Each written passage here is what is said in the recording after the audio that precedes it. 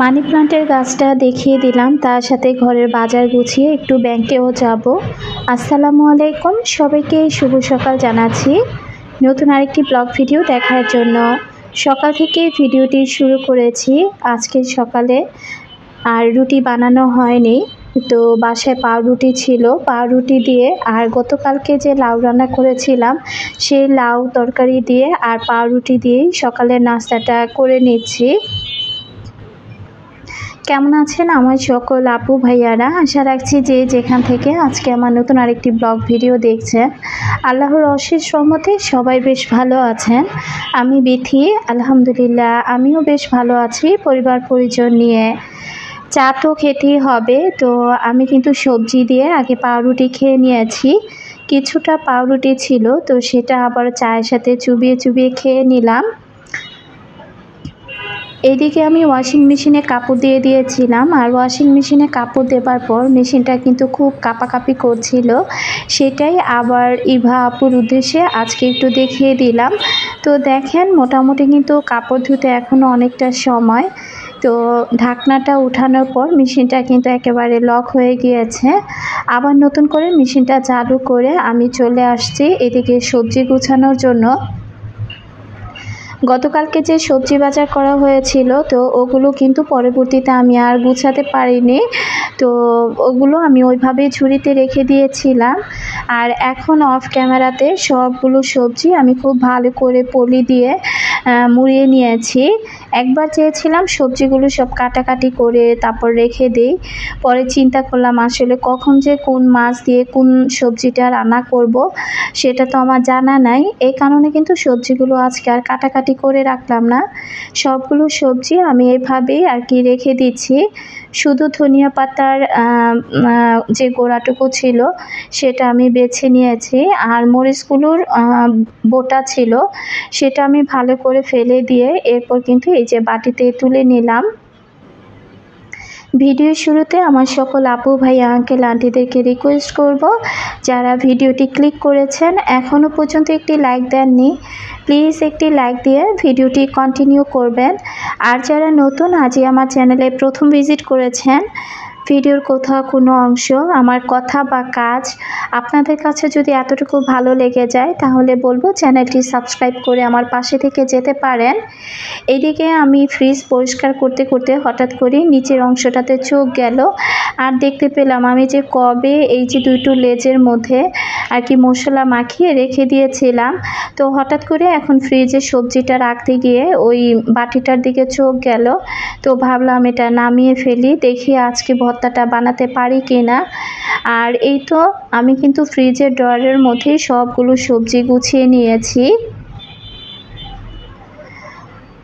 ফ্রিজে এটা সেটা রাখতে আসলে তখন কত কিছুর যে দরকার পড়ে। আর গতকালকে আমি যে করলা লাউ কুটে রেখেছিলাম সেগুলো আর কি ফ্রিজ থেকে নামিয়ে নিলাম, তো ওগুলো আমি রান্না করে রেখে আসছি।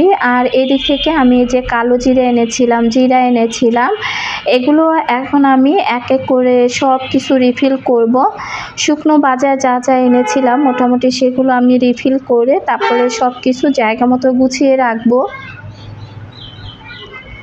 ঘরের কাজগুলো আগেভাগে আজকে করে ফেলেছি, জানি যে এই রিফিলের কাজগুলো করতে গেলে অনেকটা সময় লাগবে।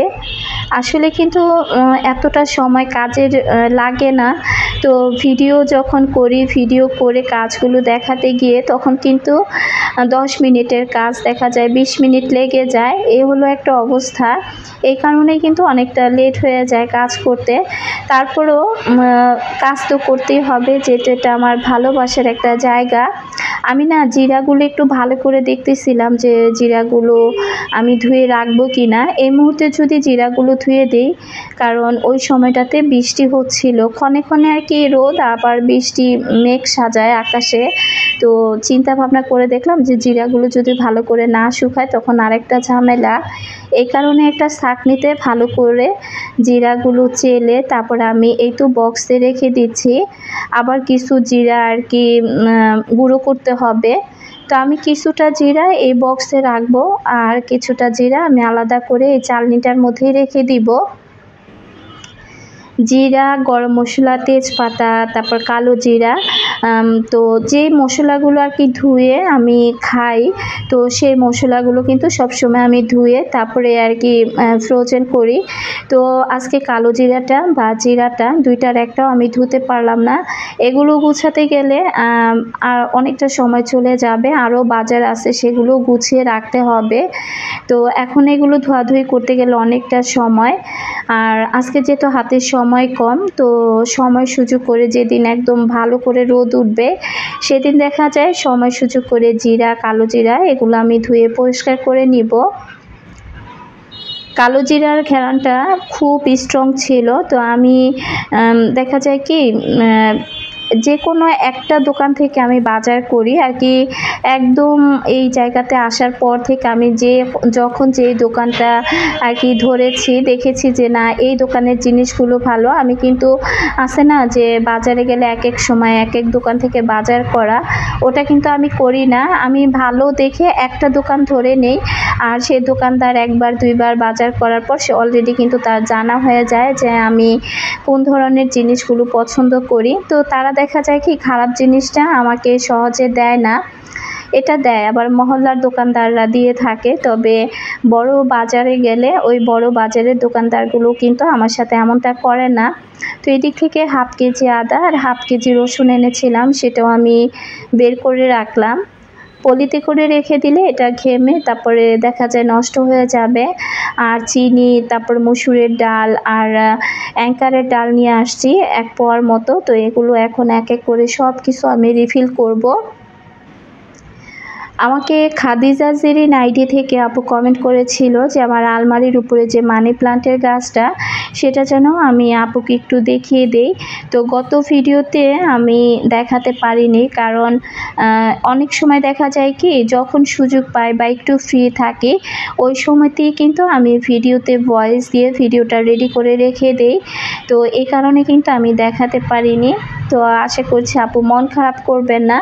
ভিডিওগুলো যেহেতু আমার আগে থেকে করা থাকে, তো হুট করে যদি কোনো আপু কোনো কিছু দেখতে চায় আমার কাছে, তখন দেখা যায় কি ওটা নতুন করে ভিডিও করে তারপরে সেটা আবারও দেখাতে হয়।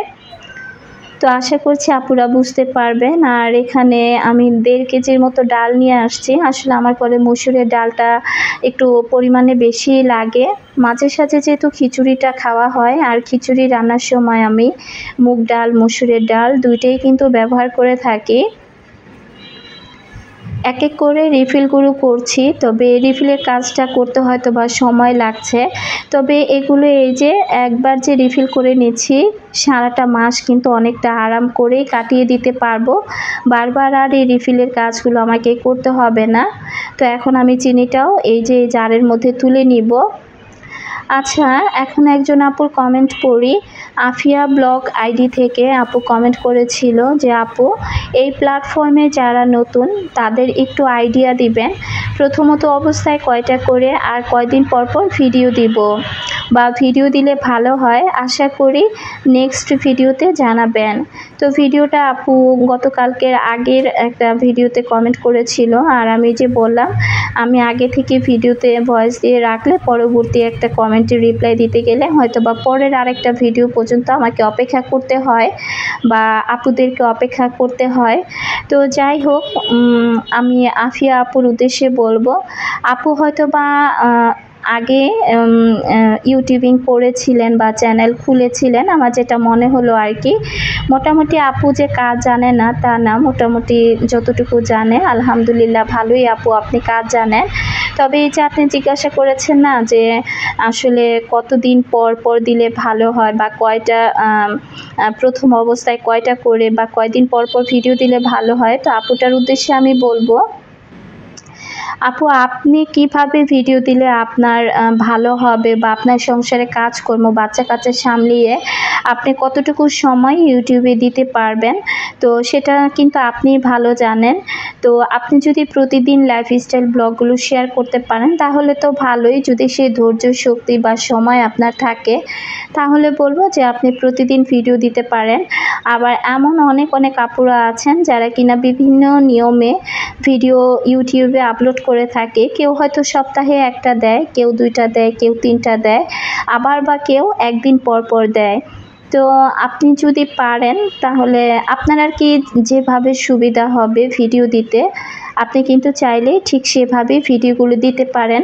তবে একটা কথা বলবো যে একদম পুরাতন যে সকল আপুরা আছে যাদের চ্যানেলগুলো বড় বড়, সে সকল আপুদেরকে একটু বেশি করে ফলো করবেন।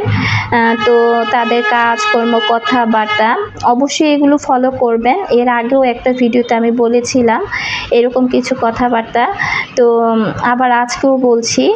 আর আরেকটা জিনিস কি, আপনি যখন যে ভিডিওটা বানাচ্ছেন সেই ভিডিওর কাজকর্ম, কথা, টাইটেল, থাম্বনেল এই জিনিসগুলো অবশ্যই খেয়াল রাখতে হবে। আপনার ভিডিওর রিলেটেড আপনি যা করছেন সেগুলোই কিন্তু আপনি থাম্বনেলে দিবেন এবং টাইটেলেও সেই কথাগুলো রাখার চেষ্টা করবেন। আর আচ্ছা, ভিডিও রিলেটেড একটু কথা বলি। আমি এদিক থেকে কিন্তু সব কিছু গুছিয়ে নিয়েছি, আর এখন কিছু বিস্কিট নিয়ে আসছি লেক্সাস। এটা কি মূলত জবারকে টিফিনে দেওয়ার জন্য। তো প্রতিদিন তো আর বিস্কিট নেবে না, যখন যেটা দরকার করে দিতে পারবো সেটাই নেবে। আর যেদিন কিছুই পারবো না সেদিন ভাবছি যে এই বিস্কিটগুলো ওকে টিফিনে দিয়ে দিব। তো যাই হোক, আপুটার উদ্দেশ্যে বলছি, আপনি যদি আপু রেগুলার মেনটেন করতে পারেন তাহলে তো ভালো। আর যদি চিন্তা করেন যে না আমি রেগুলার ভিডিও দিতে পারবো না, একদিন পর পর অথবা 2 দিন পর পর দিব, তাহলে কিন্তু আপনি সেইভাবেই ভিডিও দিবেন। তবে একদম ইউটিউবের রুলসগুলো আপনি মেনে চলবেন। আপনি 2 দিন পর দেন বা একদিন পর দেন বা রেগুলার দেন, ওইভাবে কিন্তু আপনাকে ভিডিওটা দিতে হবে। আর যে কোনো একটা সময় আপনাকে বেছে নিতে হবে, আজকে এই সময় কালকে ওই সময়, এটা কিন্তু করা যাবে না। এই কাজটা কিন্তু আমি খুব করে থাকি। আমার ভিডিও দেওয়ার কোনো শিডিউল নাই, বা মাঝে মাঝে খুব অসুস্থ হয়ে পড়লে আমিও কিন্তু ভিডিও গ্যাপ দিয়ে থাকি। তো আসলে এখানে কাজ করা কিন্তু অনেক কষ্ট। আসলে একটা ভিডিও দেখা যতটা সহজ, কাজ করা কিন্তু ততটাই কঠিন। তো আপুকে বলবো যে আপু, আমি যতটুকু জানি, আমার জানা মতে আমার যতটুকু জানা আছে ততটুকু আপনাকে আমি বলে দিয়েছি। যদি এতটুকু উপকার হয় তাহলে সত্যি আমার খুব ভালো লাগবে। আর আপু যদি আজকের ভিডিওটা দেখে থাকেন তাহলে অবশ্যই একটি কমেন্ট করবেন। আরেকটি কথা বলবো যে সকল আপুদের উদ্দেশ্যে বলছি এই কথাটা, যখন যে সকল আপুদের ভিডিওগুলো দেখবেন সব সময় চেষ্টা করবেন একটা ভিডিও ফুল ওয়াচ করার জন্য। কারণ সাধারণ দর্শক যারা আছে তারা তো ভালোবেসে আমাদের ভিডিওগুলো অবশ্যই ফুল ওয়াচ করে। তবে যারা দেখা যায় ব্লগিং যারা করে বা নতুন নতুন যারা আসছে প্ল্যাটফর্মে কাজ করার জন্য, তাদের উদ্দেশ্যে বলবো যে আপনারা কখনো কোনো আপুদের ভিডিও টেনে হিঁচড়ে দেখবেন না। সব সময় চেষ্টা করবেন যে কোনো আপুর ভিডিও দেখবেন সেখানে পুরো ভিডিওটা দেখার জন্য। সেখানে দেখলে আপনার একটা লাভ কি, সেখান থেকে আপনি অনেক কাজ শিখতে পারবেন, কথা শিখতে পারবেন, বা তারা কিভাবে ভিডিওর ক্যামেরাটা ধরছে সেগুলো দেখে শিখে নিতে পারবেন। আর এতটুকুই আমার বলার ছিল সকল ইউটিউবার আপুদের উদ্দেশ্যে আর কি, নতুন যারা আছেন। আসলে কি অনেক আপুরা আছেন যে টেনে হিস্ট্রি ভিডিও দেখেন, মনে করেন যে নতুন এসেছি, আমার সাবস্ক্রাইবের দরকার। তো সাবস্ক্রাইব ইউটিউবে হওয়াটা এখন বর্তমানে কোনো ব্যাপার না। দেখা যায় একটা চ্যানেল খুললে 2-4-5 মাসের মধ্যে 1000 সাবস্ক্রাইবার পূরণ হয়ে যায়। তবে ওয়াচ টাইমটা পূরণ হওয়া কিন্তু মেইন ব্যাপার। তো আপনি যদি একটা ফুল ভিডিও দেখতে পারেন, সেখান থেকে কিছু শিখতে পারেন, সেখানে লাভটা কার বলেন তো? অবশ্যই আমি বলবো আপনার লাভ। তো যাই হোক, আফিয়া আপুর উদ্দেশ্যে অনেকগুলো কথা বলে ফেললাম, আসলে ভিডিও রিলেটেড কথাই বলা হচ্ছে না।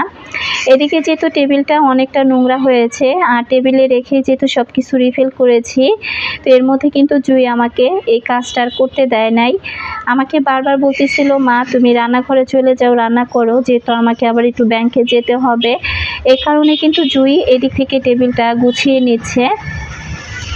আমার জুই কিন্তু মাশাআল্লাহ একেবারেই আমার মতো কাজকর্ম করে। তো সবাই কিন্তু মাশাআল্লাহ বলে দিবেন। আসলে আমার জুই যখন কাজ করে সেই কাজে কিন্তু দ্বিতীয়বার আমাকে হাত দিতে হয় না। আমি বলতেছিলাম জুই দাও, রান্নাটা ধুয়ে দেই। তো জুই বলতেছিল যে আজকে আর ধোয়াধুয়ির দরকার নাই, এমনিতেই দেরি হয়ে গিয়েছে, তুমি তাড়াতাড়ি রান্না শেষ করে গোসল করে ফেলো। তো এদিক থেকে কিন্তু জুইও মোটামুটি অনেকটা আমাকে হেল্প করেছে, ওয়াশিং মেশিনে কাপড় দিয়েছিলাম সেগুলো ধুয়ে দিয়েছে। আর অফ ক্যামেরাতে কিন্তু আমি ডাল দিয়ে আর কি লাউটা রান্না করে নিয়েছি। তো গতকালকে যেহেতু কাটাকাটির কাজটা করাই ছিল, এই কারণে কিন্তু তেমন একটা সমস্যা হয় নাই। এখন কিন্তু ডালটা আমি রসুন একটু থেতো করে নিয়েছি। আর এই জিনিসটা না খুবই কাজের একটা জিনিস, এটার মধ্যে সব কিছু গুঁড়ো করতে খুব সুবিধা। আমি রসুনটা এটার মধ্যে একটু থেতো করে তারপরে দিয়ে দিলাম। আর তেজপাতা, কালো জিরা, পেঁয়াজ সব কিছু দিয়ে দিয়েছি। এখন ডালটা আমি ফোড়ন দিয়ে নিব। আর চিন্তা করেছি যে লেজ দুইটা ভর্তা বানাবো, তবে ভর্তা বানানোর সময়টা হয়তো আজকে আর আমি পাবো না। আর অফ ক্যামেরাতে কিন্তু আমি মাছের তরকারিটাও রান্না করে নিব। আসলে শীতের দিনের জিনিস না শীতের দিনেই খেতে ভালো লাগে। ভয়েসটা দিতে বসলে চারপাশের এত গাড়ি ঘোড়ার শব্দ, মাঝে মাঝে মনে হয় যে কবে যে একটা নির্জন জায়গায় বাসা নিতে পারবো আর সে পরিবেশে গিয়ে ভয়েস দিতে পারবো জানি না। তো একেবারে বিরক্ত হয়ে যাচ্ছি ভয়েসটা দিতে বসে, এত প্রচুর পরিমাণে শব্দ আসছিল। তো এদিক থেকে আমি এখন মাছগুলো ভেজে ওইটা অফ ক্যামেরাতেই রান্না করব। গত ভিডিওতে আমি ব্যাড কমেন্ট নিয়ে কিছু কথা বলেছিলাম, সেখানে আমি দেখলাম আমার সাধারণ দর্শক আপুরা এবং ইউটিউবার আপুরা এত সুন্দর সুন্দর করে কমেন্ট করেছেন। সত্যি আপু, আমিও চাই কমেন্টগুলো ইগনোর করতে, তবে কিছু কিছু কমেন্ট না আসলে মাথাটা গরম করে দেয়, যে কমেন্টগুলো না পড়লেই না। তো যাই হোক, আমি আমার সকল আপুদেরকে অনেক অনেক ভালোবাসা জানাচ্ছি যে আমার সকল আপুরা এত সুন্দর সুন্দর কমেন্ট করেছেন। তো আপনাদের কমেন্টগুলো কিন্তু আমার কাছে বেশ ভালো লেগেছে। আমি কিন্তু রান্না বান্না করে নিয়েছি। আর এখন আমি খাদিজা আপুর উদ্দেশ্যে এই যে মানি প্লান্ট গাছটা একটু দেখিয়ে দিলাম। মানি প্লান্টের গাছটা কিন্তু অনেকটা ঝাঁকড়া হয়ে উঠেছে, অনেক লতা পাতাও ছেড়েছে। তো আপু যদি ভিডিওটি দেখে থাকেন অবশ্যই কমেন্ট করবেন। আর এদিক থেকে আমি কিন্তু খাওয়া দাওয়া শেষ করে গোসল করে চলে আসছি একটু ব্যাংকে। আজকে ব্যাংকে না আসলে জবার আব্বু মনে হয় একদম আমার 12টা বাজিয়ে দিত। তো তাড়াহুড়া করে এই যে ব্যাংকে চলে আসছি, এখন প্রায় 3টার মতো বাজে। তো যাই হোক, ব্যাংকের কাজকর্ম শেষ করে এরপর আবার আমি বাসায় ফিরে যাব। বাসায় ফেরার পথে কি করেছি সেটা আগামী ভিডিওতে আপনাদের সাথে শেয়ার করব। আজকের মতো বিদায় নিলাম।